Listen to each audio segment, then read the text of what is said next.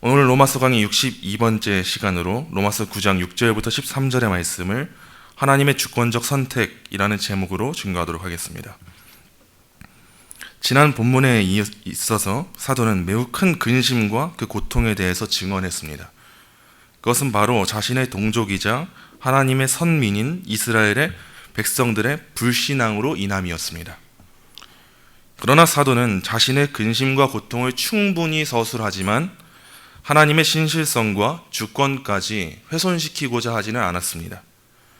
자신의 감정은 비록 동족에 대한 아픔으로 심히 힘들고 어렵다 할지라도 하나님의 절대 주권을 왜곡시키는 그러한 지경까지 나아가지 않았습니다. 여러분, 성도의 감정도 또한 경험도 중요하지만 우리의 신앙에 있어서 제일의 기준이 되어야 할 것은 오직 기록된 말씀입니다. 그 기록된 말씀 가운데 하나님의 일하심이 어떻게 기록되어 있는가, 이것을 살피고 우리 하나님이 어떠한 하나님이신가, 이것을 살펴서 우리의 감정도 중요하고 경험도 중요하나 이 기록된 말씀 가운데 있는 하나님의 신실하심과 절대 주권을 우선시하는 그 신앙을 우리가 지녀야 됩니다. 그래서 사도 또한 굉장한 슬픔과 근심 가운데 있었습니다. 그러나 사도는 거기서 멈추고 도리어 하나님의 신실하심과 절대 주권을 더 확립하기 위해서, 그것을 의심하는 일을 멈추게 하기 위하여서 오늘의 본문을 기록합니다. 오늘의 본문 6절부터 9절의 말씀 다시 한번 보겠습니다. 6절부터 9절입니다. 우리 한 목소리로 읽겠습니다. 그러나 하나님의 말씀이 폐하여진 것 같지 않도다. 이스라엘에게서 난 그들이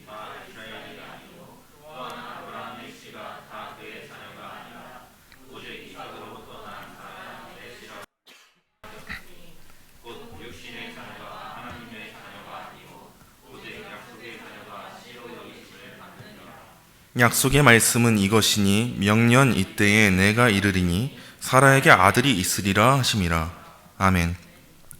사도는 그러나 하나님의 말씀이 폐하여진 것 같지 않도다 라고 서술합니다. 그 동족의 구원을 위해서라면 자기 자신을 죽기까지 내어줄 수 있을 것 같은 그러한 사도의 감정이라 할지라도 그는 하나님의 신실하심과 주권적이심을 부정할 수가 없었습니다. 어떤 이들은 자신의 동족으로 인해서 심히 슬퍼하는 사도의 모습을 보고 마치 하나님의 언약이 무너지기라도 한 것처럼 여길 수 있었기 때문에 사도는 하나님의 언약이 여전히 신실하고 하나님에게 있어서 의외의 일, 예외의 일은 있을 수 없다는 사실을 강력하게 선언하고 있습니다. 사도가 굉장히 큰 근심과 고통 가운데 있을 때 어떤 이들은 사도를 보고 사도가 과연 진정 하나님의 약속이, 그 이스라엘에 대한 언약이 훼손되었고 폐기되었기 때문에 슬퍼하는 것은 아니냐라고 되물을지도 모르는 상황 가운데 지금 이렇게 말하는 겁니다. 그러나 하나님의 말씀이 폐하여진 것 같지 않도다. 바로 이것이 우리 그리스도인의 근심이며 고통인 법입니다.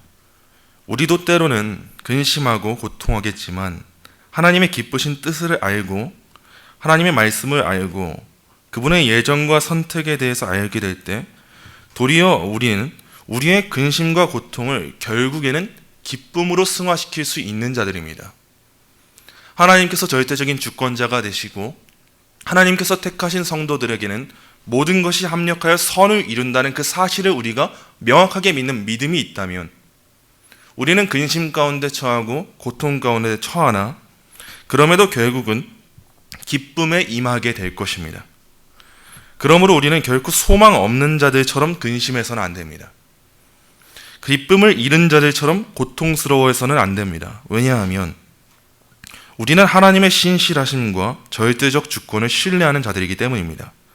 사도는 이어서 그가 제시하고자 하는 핵심을 서술하는데 그 핵심은 이스라엘에게서 난 그들이 다 이스라엘이 아니요 라는 말씀에 담겨져 있습니다.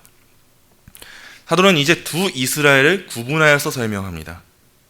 하나는 육적 이스라엘이고 또 다른 하나는 영적 이스라엘입니다. 육적인 이스라엘 민족으로 태어났다 할지라도 그것이 하나님께서 구원을 약속하신 영적 이스라엘을 의미하는 것은 아니라는 것을 지금 밝혀주고 있습니다. 우리 주님께서 주의 말씀 안에 거하는 자야말로 참된 제자라고 말씀하셨듯이 우리는 표면적인 부류와 참된 부류를 구분할 줄 알아야 합니다. 교회도 그렇지 않습니까? 이 땅에 있는 그 가시적인 교회, 우리 눈앞에 보이는 이 지상의 교회, 이 지역의 교회에는 두 부류가 섞여 있습니다. 그것을 성경은 알곡과 가라지라고 칭하고 있습니다. 누가 참된 성도이고 누가 거짓된 성도인지 우리는 정확하게 알 길이 없습니다. 이것을 우리 눈앞에 보이는 기준으로 분류하자고 한다면 그것은 매우 큰 위험에 놓이게 됩니다. 그러나 중요한 것은 주와 연합한 참된 성도의 무리가 분명히 지상의 교회 가운데 존재한다는 겁니다. 그런 점에 있어서 성도는 다 같은 성도가 아닙니다.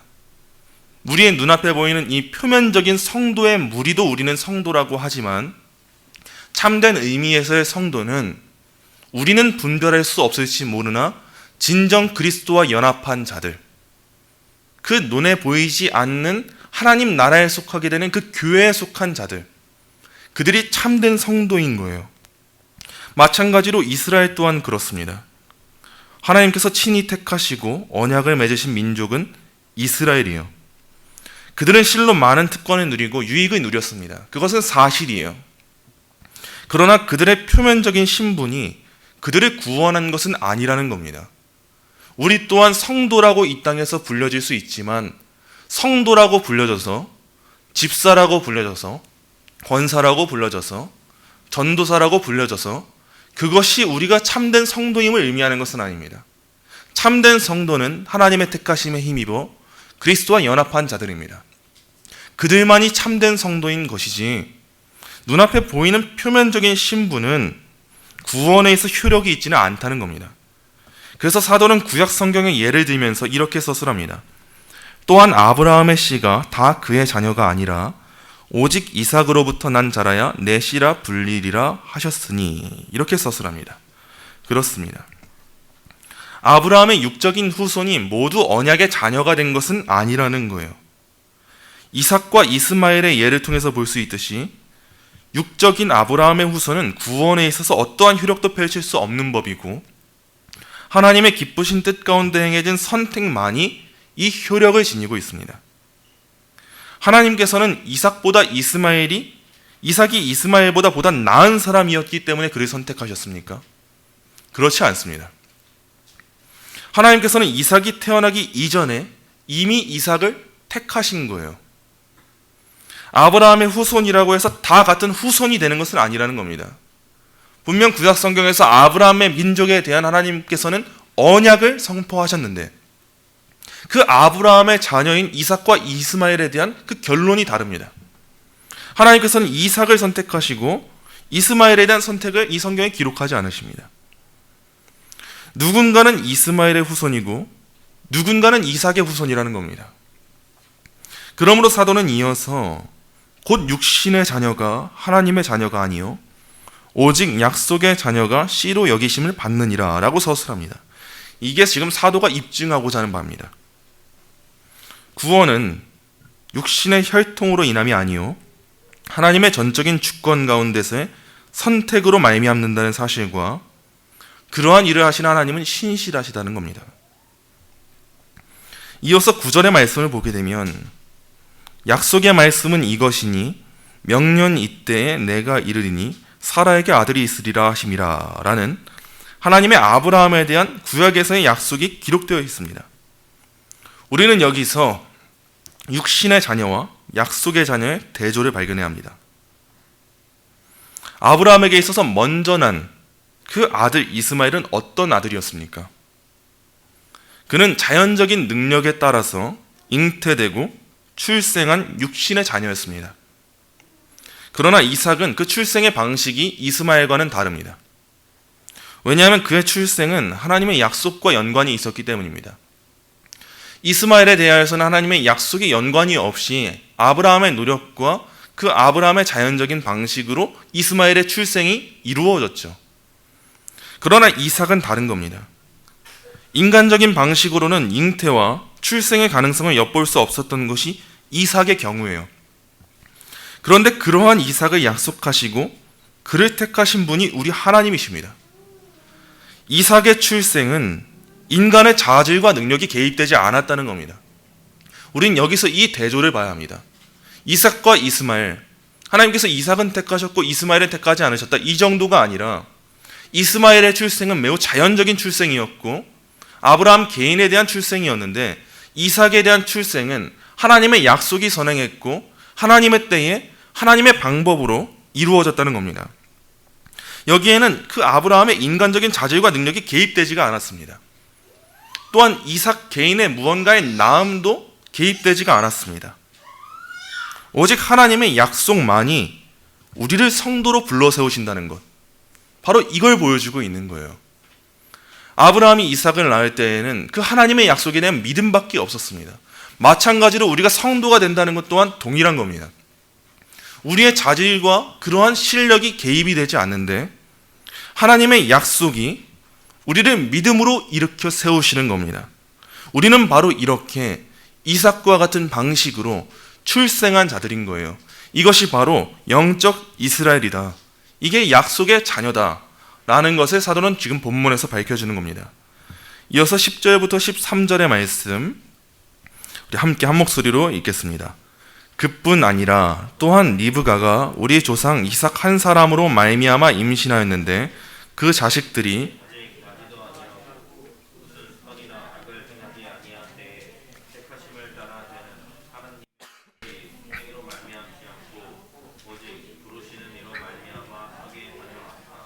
리브가에게 이르시되 큰 자가 어린 자를 섬기리라 하셨나니 기록된 바 내가 야곱은 사랑하고 아멘. 그뿐 아니라 사도는 하나님의 택하심에 대한 예시를 또 하나 제시합니다.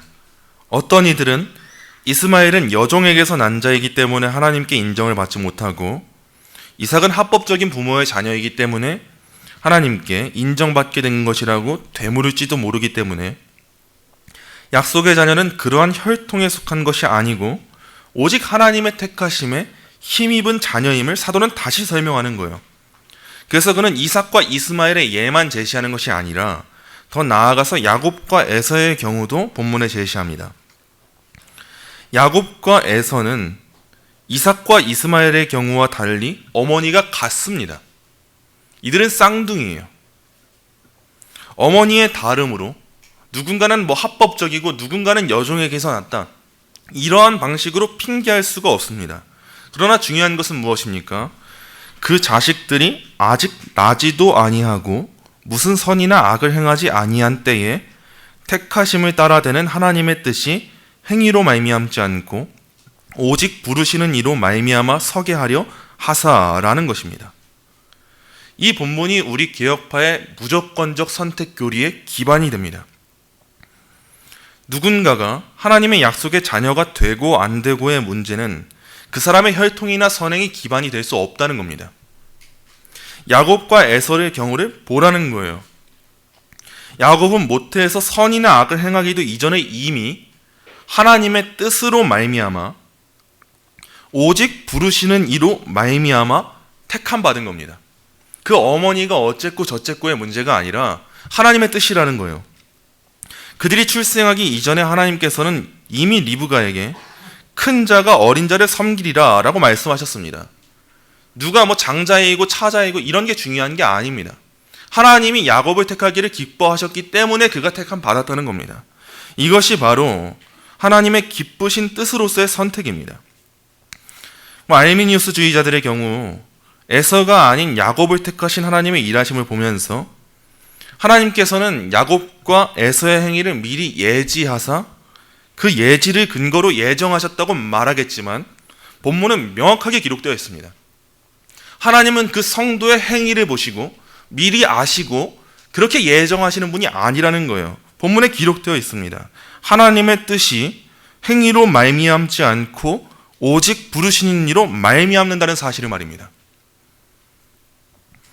만일 야곱의 행위로 말미암는 구원이었다면 본문은 그의 행위로 말미암아 그를 택하셨다고 기록할 테지만 우리는 성경에서 그러한 구절을 발견할 수가 없습니다. 오직 긍휼하신 아버지 하나님의 뜻만이 성도를 선택하시고 구원하실 뿐입니다. 절대 주권자이신 하나님께서 야곱은 사랑하고 에서는 미워하였다 하신다면 과연 누가 그분의 선택을 그릇되다고 할 수 있겠습니까? 하나님께서는 죄인 중 일부를 사랑하실 수 있으시고 남은 죄인들을 사랑하지 않으실 수 있는 분이십니다. 우리의 이성으로 하나님은 그러실 수 없는 분이라고 제한을 두어서는 안 됩니다. 하나님은 하시는 분이십니다. 무언가에 의존적으로 어떠한 조건에 얽매여서 존재하는 분이 아니십니다. 만일 그런 하나님이 우리의 하나님이시라면 그러한 하나님께서는 영광받아 마땅하신 분이 아닙니다. 그러나 우리가 믿고 따르는 하나님께서 절대 주권자이시기 때문에 무언가에 의존하지 않으시고 자신이 행하고자 하시는 바를 하실 수 있는 분이시라면 그때 우리 기독교의 신앙이 살아있는 신앙이 되고 오직 하나님의 영광을 위하는 신앙이 되는 것입니다. 그러므로 우리도 이 말씀을 살펴보면서 아주 조금이라도 하나님께서는 나의 나된 것을 보고 택하신 것이라 생각하는 그러한 생각이 우리 가운데 있었다면 그 모든 신앙은 제하여 버리고 하나님께서는 우리의 행위로 말미암지 않으시는 분이심을 고백하고 하나님은 그분의 기쁘신 뜻에 의하여서 모든 일을 이루시는 분임을 고백하는 그러한 신앙을 지녀야 합니다. 이것이 하나님의 절대 주권입니다. 우리 개혁파 신앙은 이와 같은 하나님의 절대 주권을 신뢰하며 하나님의 주권이 신실하시고 선하심을 고백해야 할 뿐입니다. 하나님께서는 이와 같은 방식으로 자신의 언약 백성, 즉 영적인 이스라엘을 택하시고 구원하십니다. 이 모든 일의 목적이 무엇입니까? 하나님의 영광입니다. 우리는 조금도 개입되지 않는 이 일을 통하여서 하나님의 영광이 선포되게 하십니다. 하나님께서는 야곱을 사랑하시고 에서를 미워하심으로 자신의 영광을 이루십니다. 어떤 이들은 죄인들을 심판하시는 하나님의 일하심을 보고 어떻게 그 하나님께서 영광 받으시냐 되물을지도 모르지만 우리는 분명히 고백해야 합니다. 우리 하나님께서는 공의로우신 분이십니다. 하나님께서 죄인들을 심판하시는 공의를 이루심은 하나님의 영광받아 마땅하신 일입니다. 또한 그 가운데서도 하나님은 긍휼하시고 자비하시고 은혜를 베푸시는 분이시기 때문에 죄인 중 일부를 자신의 기쁘신 뜻 가운데 그들의 행위를 보지 않으시고 구원하십니다. 하나님께서는 이 일을 통해서도 영광 받으시는 분이십니다. 그러므로 이와 같은 하나님의 구원의 사역, 선택과 유기를 보면서 아니 하나님은 왜 저 사람은 택하시고 이 사람은 택하지 않으셨을까? 이와 같은 인간적인 반론을 일삼아서는 안 됩니다. 우리는 이 일 가운데 오직 우리 하나님께서 공의로우시고 인자하시고 긍휼하시고 주권적이심을 바라보며 우리 하나님께서 영광받아 마땅하신 분이심을 고백해야 하는 것입니다. 말씀을 맺습니다. 사랑하는 성도 여러분, 우리는 하나님의 무조건적 선택 교리를 명확하게 기억해야 합니다. 실로 우리의 행위는 그분의 선택에 어떠한 기여도 할 수 없고 그분의 주권적인 선택만이 무조건적으로 우리를 그분의 자녀 삼으셨음을 고백해야 합니다. 왜냐하면 이와 같은 하나님의 무조건적인 선택을 알지 못한다면 그 사람은 절대 주권자이신 하나님께 대하여서 그분께 합당한 온전한 영광을 돌릴 수 없기 때문입니다. 즉 그분의 목적에 합한 삶을 살아갈 수 없기 때문입니다. 우리는 깊고 풍성하신 하나님의 지혜를 감히 판단할 수가 없습니다. 그리고 이 일이 가능하다고 여겨서도 안 됩니다.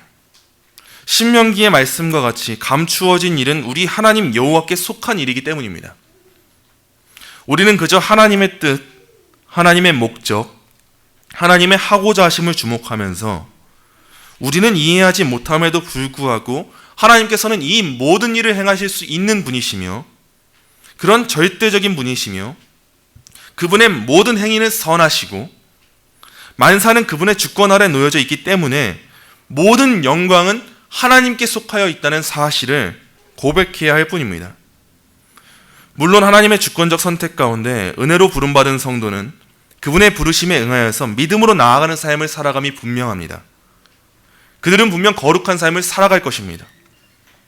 그러나 그들의 거룩이 하나님의 선택을 야기한 것이 아니라는 것, 이것을 명확하게 해야 합니다. 하나님의 선택이 선행하고 그들의 존재됨이 그리스도와 연합하게 되었기 때문에, 우리는 그리스도라는 큰 나무에 접붙임 바 받은 되었기 때문에 이제는 거룩이라는 열매를 맺어내게 되는 것입니다. 본문 이전에 로마서 8장 28절입니다. 우리가 알거니와 하나님을 사랑하는 자 곧 그의 뜻대로 부르심을 입은 자들에게는 모든 것이 합력하여 선을 이루느니라. 아멘.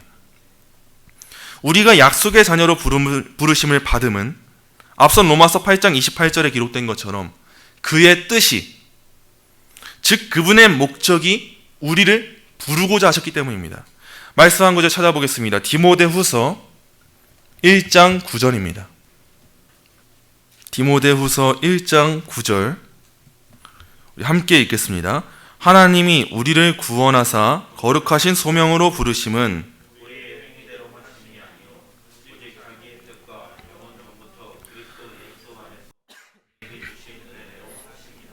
아멘. 하나님의 구원, 이 하나님의 부르심은 이 말씀과 같이 우리의 행위대로 하심이 결코 아닙니다. 중요한 이 단어와 문장을 살펴야 합니다. 오직 자기의 뜻 가운데 영원 전부터 그리스도 예수 안에서 은혜대로 하심입니다. 여기에는 우리의 행위가 개입될 틈이 없습니다. 하나님의 뜻 가운데 모든 일이 있기 전에 그 영원 전부터 우리로 말미암음이 아니요 오직 그리스도 예수 안에서, 그리스도 때문에, 그리스도로 인하여서, 그리스도의 공로로 말미암아서 우리의 어떠한 자질이 개입되는 것이 아니라 은혜대로 하심입니다. 말씀 한 번 더 찾아보겠습니다. 에베소서 1장 4절부터 6절입니다. 에베소서 1장 4절부터 6절 우리 함께 한 목소리로 읽겠습니다. 곧 창세 전에 그리스도 안에서 우리를 택하사 우리로 사랑 안에서 그 앞에 거룩하고 흠이 없게 하시려고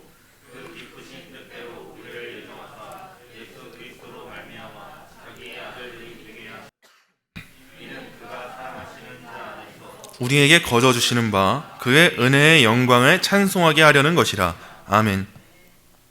에베소서의 말씀 또한 일관성 있게 우리에 대한 하나님의 구원을 밝혀주고 있습니다. 구원은 우리의 행위대로 하심이 아니요 창세 전에 그리스도 안에서 우리를 택하신 일입니다.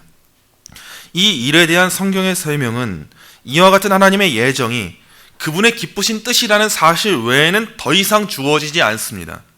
이것은 우리가 물을 영역이 아닙니다. 그러나 그 목적은 말씀하고 있어요. 하나님께서 우리에게 구원을 거저주사 그의 은혜의 영광을 찬송하게 하려 하셨다는 사실입니다. 이어지는 에베소서 1장 11절부터 12절 보겠습니다. 에베소서 1장 11절 12절 함께 읽겠습니다. 모든 일을 그의 뜻의 결정대로 일하시는 이의 계획을 따라 우리가 예정을 입어 그 안에서 기업이 되었으니 이는 우리가 그리스도 안에서 전부터 바라던 그의 영광의 찬송이 되게 하려 하심이라. 아멘. 하나님께서는 진정 모든 일을 그의 뜻의 결정대로 일하시는 분이십니다. 어떤 것에 매이시는 분이 아니에요. 우리는 그분의 뜻을 따라서, 그분의 계획을 따라서 예정을 입은 것입니다.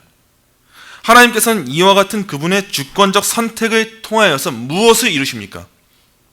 우리가 개입되지 않고 우리의 혈통에 속하는 것이 아니고 하나님께서 우리의 행위를 미리 아셨기 때문에 이루시는 일이 아니고 전적인 그분의 기쁘신 뜻 가운데 누구를 사랑하고 누구를 미워하셨다 하심은 결국엔 무엇을 이루십니까? 하나님께서는 이와 같은 주권적인 선택을 통해서 그의 영광의 찬송이라는 자신의 기쁘신 뜻을 온전히 성취하시는 겁니다. 우리의 하나님께서는 진정 어떠한 것에 의존하지 않으시고 조건적이지 않으시고 무조건적으로 자신의 뜻을 실행하시는 절대 주권자이십니다. 그리고 우리의 하나님이 절대 주권자이시라면 어떤 것에 매이는 분이 아니시고 자신이 하고자 하시는 바를 이루실 수 있는 분이시라면 그 하나님께서는 얼마나 영광받아 마땅한 분이시겠습니까? 얼마나 우리가 경외해 마땅한 분이시겠습니까? 하나님의 영광이야말로 그분께 속한 피조물들의 존재 목적입니다. 하나님께서는 우리 인간을 자신의 영광을 위해서 지으셨고 하나님께서 이루시는 모든 일은 자신의 영광을 위하시는 일이십니다. 그렇다면 그분의 은혜 가운데 택함받은 성도들은 이제 어떠한 삶을 살아가야겠습니까? 본래의 창조 목적에 걸맞게, 또한 이제는 더 나아가 우리에게 은혜를 베풀어 주신 그 크신 은혜에 힘입어 우리를 부르신 목적, 그 하나님의 영광에 걸맞는 삶을 살아가야 하는 것입니다. 웨스트민스터 소위문답 제1문입니다. 사람의 제일 되는 목적이 무엇인가? 사람의 제일 되는 목적은 하나님을 영화롭게 하는 것과 영원토록 그를 즐거워하는 것이다. 우리는 하나님의 목적대로 그분의 찬양받아 마땅하심을 고백하고 그분의 은혜의 영광을 찬양해야 합니다. 우리 하나님께서는 진정 무조건적으로 우리를 선택하사 우리의 삶 가운데 자신의 목적을 이루시는 분이십니다. 그러므로 우리는 우리의 인생의 목적이 절대 주권자이신 하나님의 영광에 있음을 기억하면서 이 삶을 위해 최선을 다해 힘써야 합니다. 하나님은 진정 모든 일에 주권적이시고 절대적이신 참 하나님이십니다. 우리가 그 하나님의 언약 백성이 되었다면 이제는 그 하나님의 일하심의 목적에 걸맞는 하나님의 영광을 드높이 찬양하고 우리의 입술과 삶과 행동을 통하여서 그분을 영화롭게 하는, 그분의 영광을 반영하는, 또한 이 삶을 살아감으로 말미암아 이 일을 가장 즐거이 여기는 그러한 저와 여러분이 되시기를 간절히 소망합니다.